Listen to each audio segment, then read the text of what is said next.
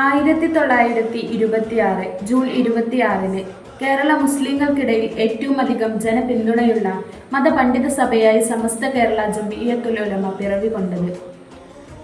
പൊതുയോഗങ്ങളിലൂടെ ജനങ്ങളെ ഉദ്ബുദ്ധരാക്കുന്നതോടൊപ്പം പ്രബോധന പ്രവർത്തനങ്ങളിൽ വ്യവസ്ഥാപിതമായ സംവിധാനം രൂപപ്പെടുത്തുന്നതിനായി പരക്കൽ മുല്ലക്കോയ തങ്ങളുടെയും പാങ്ങിൽ അഹമ്മദ് കുട്ടി മുസ്ലിയാരുടെയും മറ്റ് സഹപ്രവർത്തകരുടെയും നേതൃത്വത്തിൽ നടന്ന നിരാന്ത ശ്രമങ്ങളാണ് 1926 ജൂൺ 26 കോഴിക്കോട് ടൗൺ ഹാളിൽ വെച്ച് സമസ്ത രൂപീകരണത്തിലേക്ക് വഴിവെച്ചത്.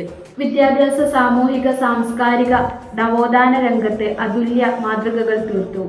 മദ്രസ മഹല്ല് സംവിധാനങ്ങൾ വിപുലപ്പെടുത്തി.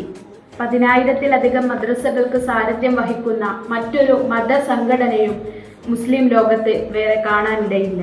നിരവധി പള്ളി ദർസുകളും അറബി കോളേജുകളും പട്ടിക്കാട് ജാമിയ നൂരിയ അടക്കം ഉന്നത മതകലാലയങ്ങൾ പുറമേയും മതവിദ്യയോടൊപ്പം ആധുനിക വിദ്യാഭ്യാസവും പഠിപ്പിക്കുന്ന മതഭൗതിക സമന്വയ വിദ്യാഭ്യാസം നിലവിൽ വന്നതോടെ സമസ്തയുടെ നവോത്ഥാന ചരിത്രത്തിൽ പുതിയ വഴിത്തിരിവുണ്ടായി.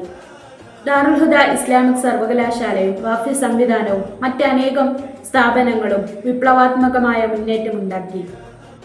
ഈയൊരു മഹനീയ പ്രസ്ഥാനം തുടക്കം കുറിച്ചിട്ട് ഇന്നേക്ക് 99 വർഷം തികയുന്നു.